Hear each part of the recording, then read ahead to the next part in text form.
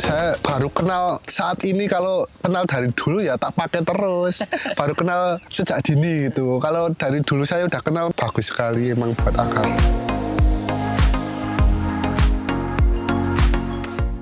Assalamualaikum warahmatullahi wabarakatuh, sahabat petani semua. Video kali ini kita akan membahas terkait cara menyiapkan lahan supaya bisa mendukung pertumbuhan tanaman yang optimal. Mulai dari cara sterilisasi lahan supaya membunuh mikroba-mikroba jahat yang ada di dalam tanah, dan bagaimana cara menghidupkan kembali mikroba-mikroba yang baik yang bisa menunjang bagi pertumbuhan tanaman. Dan cara menghindarkan tanaman dari stres, dari cuaca yang lumayan ekstrim seperti saat ini. Ingin tahu tips dan triknya seperti apa? Video lengkapnya setelah yang satu ini.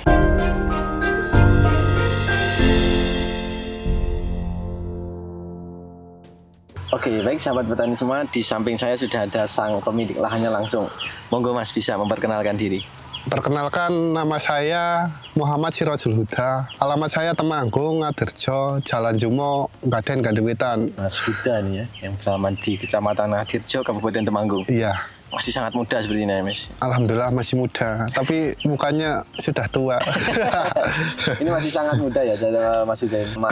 Jauh di bawah umur saya gitu. Jadi, karena saya yang sudah tua seperti ini.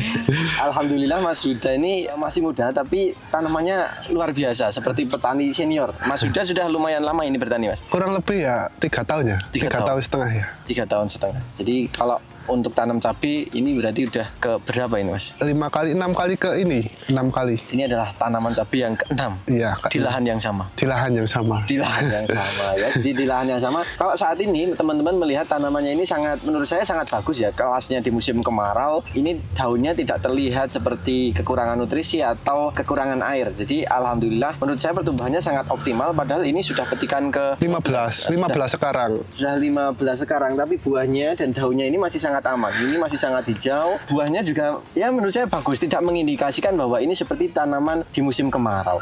Kemudian kalau di lahan ini, Mas, berarti ini tanaman cabai yang ke-6 ini? Iya, ke-6 kali ini. Wow. Ke-6 kali. Di sini itu 7 bulan udah saya cabut ngenomke. Oh iya, iya. Kenapa ngenomke? Peremajaan. Nah, peremajaan ya, peremajaan tanaman cabai ya. Jadi kalau Mas Huda cenderung tidak menunggu sampai buah kedua. Iya, nggak nyampe. Soalnya udah pengalamannya itu nggak kuat ngantisipasi jamurnya.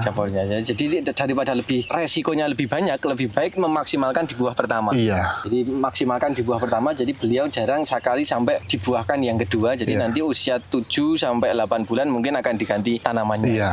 Berarti 6 kali di lahan ini, tapi tanamannya masih bagus. Kemudian apakah tanahnya ini tidak capek, Mas? Ya sebenarnya capek, tapi gimana itu harus berpikir gimana yang lahannya cuma di sini aja. Lahannya di sini saja nggak bisa di rolling sama yang lain gitu. Tuntutan karena keterbatasan lahan, jadi mau nggak mau harus cepet nih. Iya.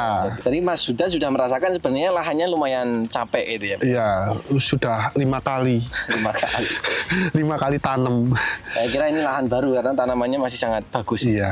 Kemudian ini Mas Huda, cara olah lahannya gimana? Kalau kemarin tanamannya habis, itu bedengannya dipindah atau langsung ditanami atau seperti apa? Saya pertama kali itu tak bongkar plastik dulu. Saya keringin 1 minggu itu, kena panas kena hujan. Terus tak cangkul. Tak cangkul itu bukan tak cangkul pindah bedengan apa di bedengan baru gitu loh. Tapi tak belah tengahnya saja, terus saya tak kasih pupuk lagi gitu. Jadi pertama dibersihkan, tanamannya dicabut, ajirnya dicabut, mulsanya dibuka. Kemudian dibiarkan. Iya, dibiarkan 1 minggu biar kehujanan apa kepanasan gitu. Nah, terus saya cangkul kembali. Cangkul itu cangkul di kuak tengah itu loh, apa di belah tengah. Nah, di belah tengah. Nyangkulnya itu juga nyangkul bohongan gitu ya. Karena cuma yang di tengah dibelah saja, tujuannya hanya untuk sebagai memasukkan pupuk. Iya, memasukkan pupuk kembali. Dicangkul itu bukan terus bedengannya dipindah ke kanan kiri itu tapi menggunakan bedengan yang sama, hanya pada bagian tengah ini dibelah, masuki pupuk, tutup lagi. Iya, seperti itu. Kalau boleh tahu pupuk yang dimasukkan apa saja nih, Mas? Ya, ini bukan promosi ya. Saya cuma pakai NPK 10 kilo. 10 kilo ini dalam jangkauan luasan lahan itu 1 roll kurang lebih ya. 1 roll, terus Vertipos itu 2 karung, terus mekanik saya pakai 4 karung. Dolomit itu atas bawah saya pakai 15 karung. Jadi untuk luas lahan mungkin sekitaran 1000 meter atau ininya 1 roll ya. 1 roll mulsa itu tanpa pupuk kandang ya, Mas ya? Tanpa pupuk kandang. Kandang ini fokusnya adalah di pupuk mekaniknya tadi 4 sak. Kemudian NPK-nya hanya 10 kilo. 10 kilo saja. Ada. Vertiposnya dua Dua sak. sak. 1 kintal, kemudian dolomitnya 2 kali. Ya 2 kali, yang bawah itu 8 karung, yang atas 7 karung.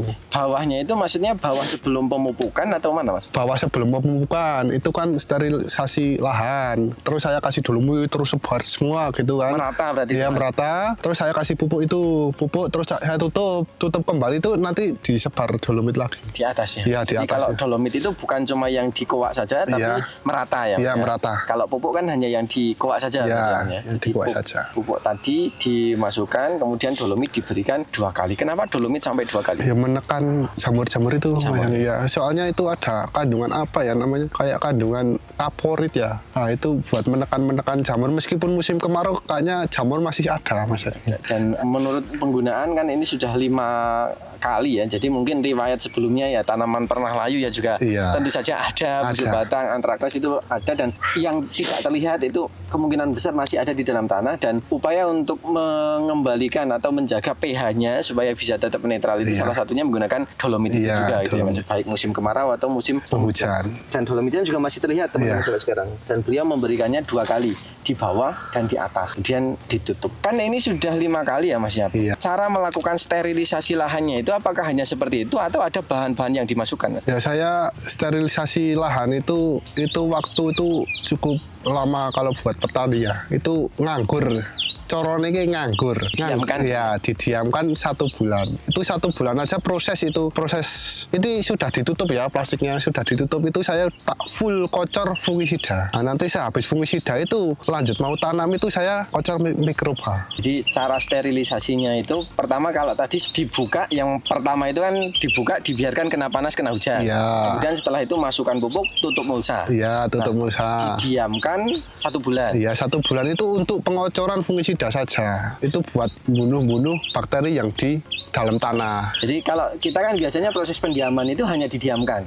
Tapi kalau Mas Huda itu didiamkan, lubang tanam sudah ada, Iya. kemudian dikocor menggunakan fungisida. Iya benar. Berarti fungisidanya hanya 1 kali atau berturut-turut selama 1 bulan itu Mas? 1 bulan itu saya hampir 5 kali kalau nggak salah 5 kali ya. Hampir 1 minggu sekali berarti. Iya 1 minggu sekali itu, kurang lebih 1 minggu sekali saya kocor fungisida. Jadi mengocor bukan karena sudah ada tanamannya, bukan, Iya. tapi di lubang yang kosong itu. Karena kekhawatiran Mas Huda takutnya jamur-jamur yang ada di tanah itu masih ada. Iya, Kalau boleh betul. tahu bahannya apa ini Mas fungisida?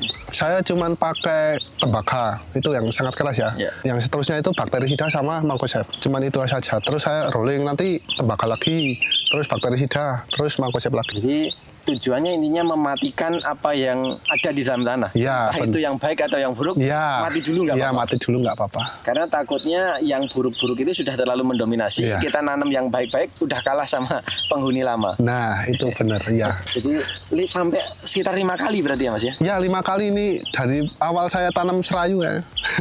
Serayu. Jadi proses sterilisasi lahannya ini pengocorannya sampai 5 kali dengan posisi bedengan sebenarnya sudah jadi, sudah siap untuk ditanam. Iya Tapi benar. lebih memilih untuk didiamkan terlebih dahulu dan bersabar sembari menunggu pupuknya siap.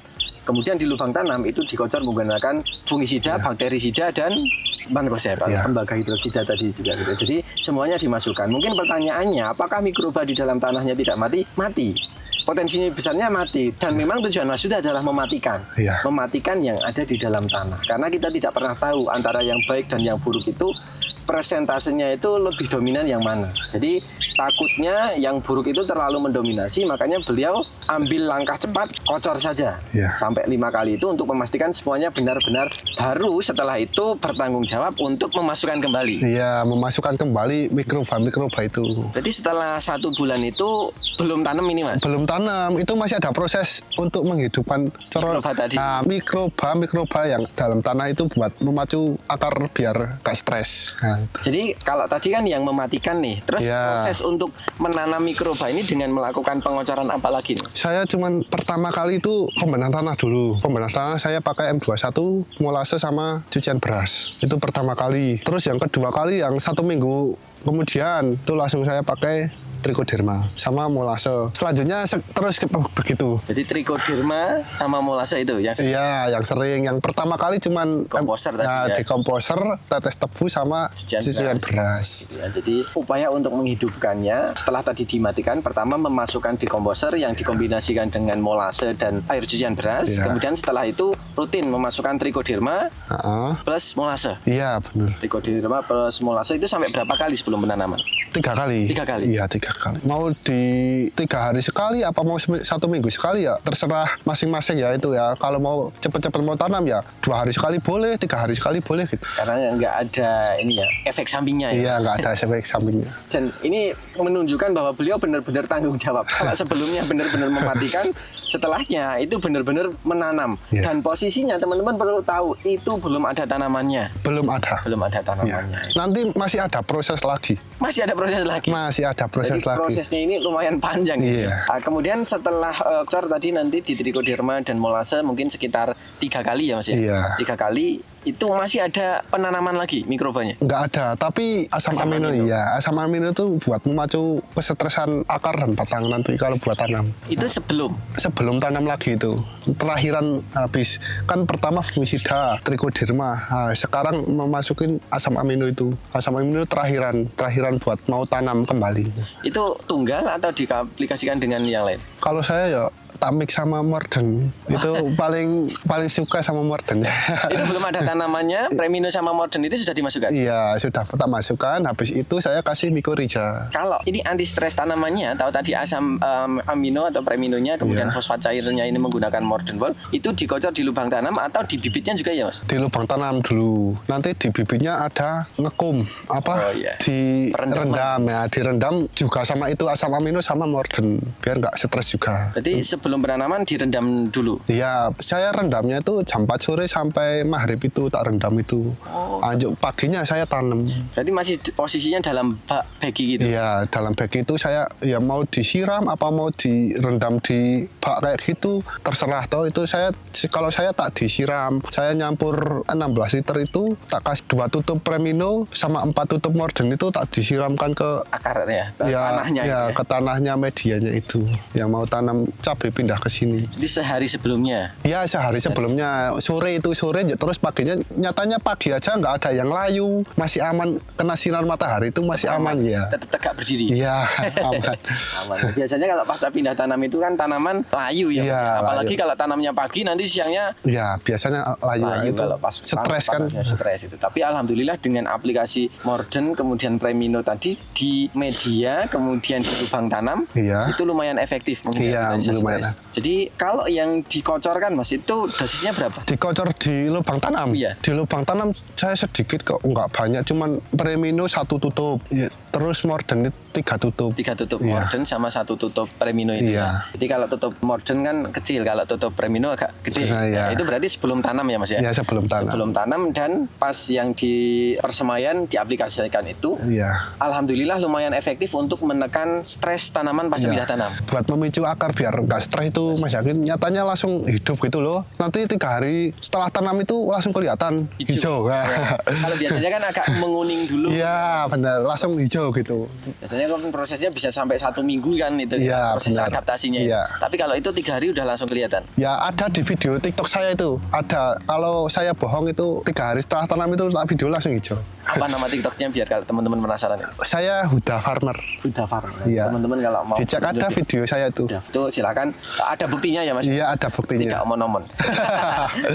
Ada buktinya dan teman-teman bisa melihat sendiri itu upaya untuk menghindarkan tanaman dari stres terutama pasca pindah tanam karena di persemaian itu tanaman sudah terbiasa ternaungi kemudian langsung dipindah ke lahan yang terbuka nanti akan terkena panas dan lain sebagainya sehingga dia akan ada kemungkinan stres sehingga Ya, benar. mungkin proses adaptasinya akan lebih lama. Kalau teman-teman melihat kalau tanaman cabai pasca ditanam itu daunnya biasanya nggak langsung hijau Iya. tapi agak sedikit menguning kayak belum bernyawa lah. Jadi kayak ya nanti kalau teman-teman sudah biasa menanam nanti akan paham. Jadi kayak agak menguning fase-fase itu terlebih dahulu gitu. Tapi menurut Mas Huda, kalau dilakukan treatment seperti itu bisa langsung tumbuh. Iya langsung tumbuh. Alhamdulillah langsung tumbuh. Nanti tak selang 3 hari itu kan udah hijau kan. Langsung tak susul itu spray nanti.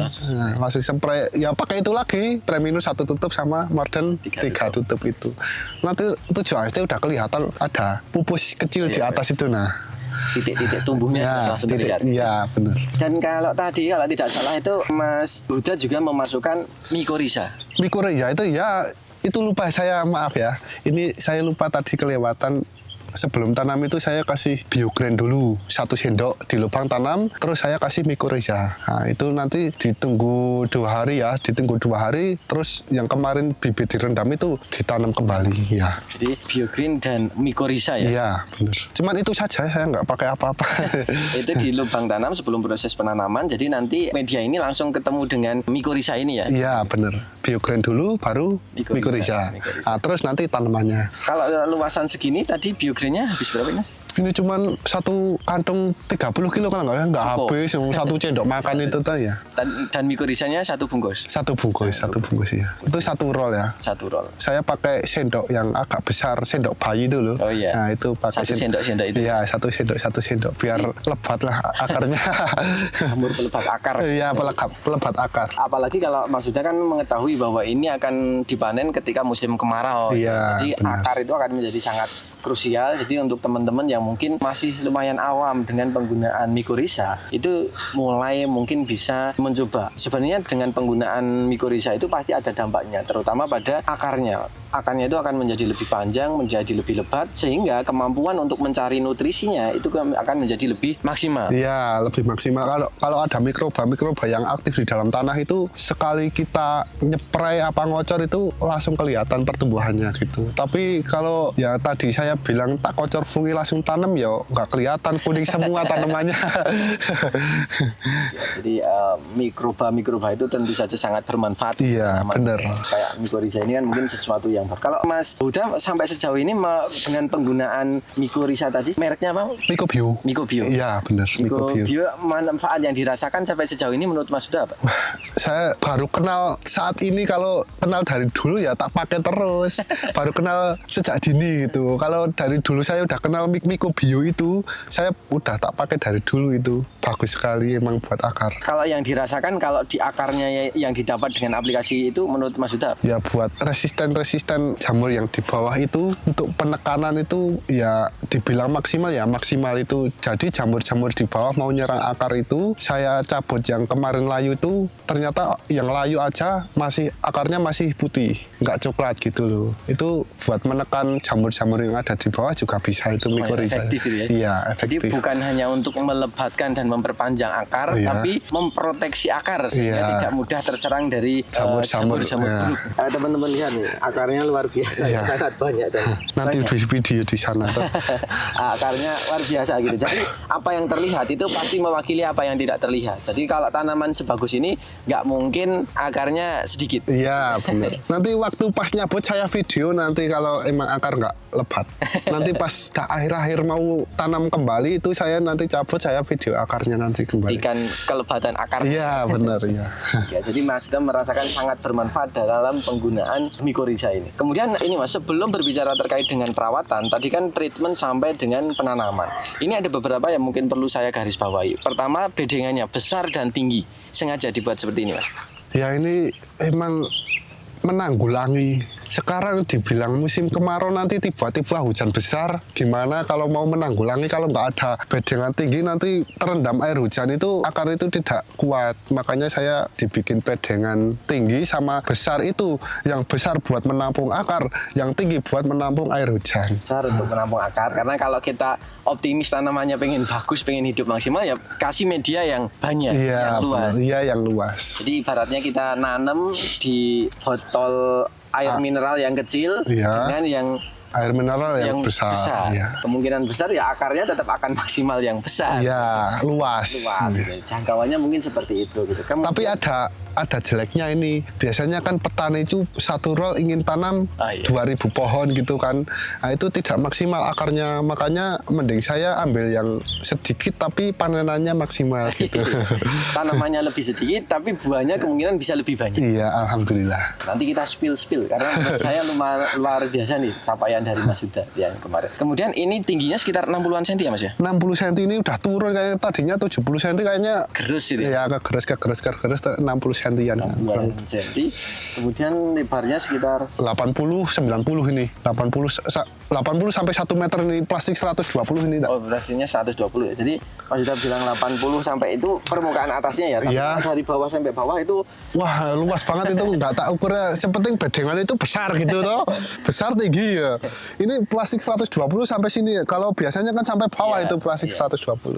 Ini harusnya pakainya yang 160. Nah, 160 sampai sini ya. Kemarin tak coba itu punya teman tak minta 1 meter lah. 1 meter tak coba segini. Kemungkinan besok kalau bisa beli yang 160 ya, mau tak pakai 160 ya. Besar dan tinggi. Kemudian ini juga pakainya zigzag. Ya, zigzag. Jarak tanamnya berapa Mas? 65 cm. Pertimbangannya kenapa ini? Yang ya itu tadi saya udah bilang satu roll jangan banyak tanaman. Soalnya ya itu memang rimbun sekali. Tapi buahnya nanti di buah itu tidak ada. Kurang maksimal iya. Jadi salah satunya kan pencahayaan ya. Pencahayaannya terbatas, kemungkinan buahnya juga terbatas itu. Jadi kadang kita mengira semakin banyak jumlah tanamannya hasilnya pasti akan lebih banyak, belum tentu. Nah, belum tentu itu ya. Tapi resiko penyakitnya bisa jadi lebih tinggi. Iya, soalnya kan dempet-dempetan akar itu ya, terlalu lembab. Iya, terlalu lembab. Berarti Mas Huda pernah mencoba yang satu-satu dan sekarang dua-dua. Iya, saya pas tahun belakang ya, tahun kemarin gitu. Satu lubang satu tanaman itu. Jadi ini muat satu roll hanya muat sekitar 700 tanaman. Ya, oh ini 700 lubang, 2 tanaman ya kurang lebih kalau sama yang mati ya 1.200-an. 1.200 itu satu lubang 2 tanaman. Kalau yang kemarin berarti hanya satu tanaman ya Mas ya? Satu lubang 1 tanaman yang kemarin ya. Kalau boleh spill Mas, yang kemarin itu tonase akhirnya dapat berapa? Malu saya. Yang kemarin itu jarak itu 70 cm itu Mas Yaki. Saya dapat tonase 1 ton 3 kintal itu. Catatan masih ada itu kalau mau saya sepil. 1,3 ton ya. Jadi dari 700 tanaman ya, itu dikurangi yang ada yang mati ya, atau tidak optimal ya. Tapi tonase akhirnya adalah di 1,3 ton. Jadi kalau di rata-rata itu hampirnya 2 kilo per tanaman. Ya kurang lebih segitu ya. Kalau saya sih nggak banyak-banyak, 1,5 gitu aja udah lumayan toh. Ini kok malah kayak lebih 1,6 kayaknya 1,6 ya.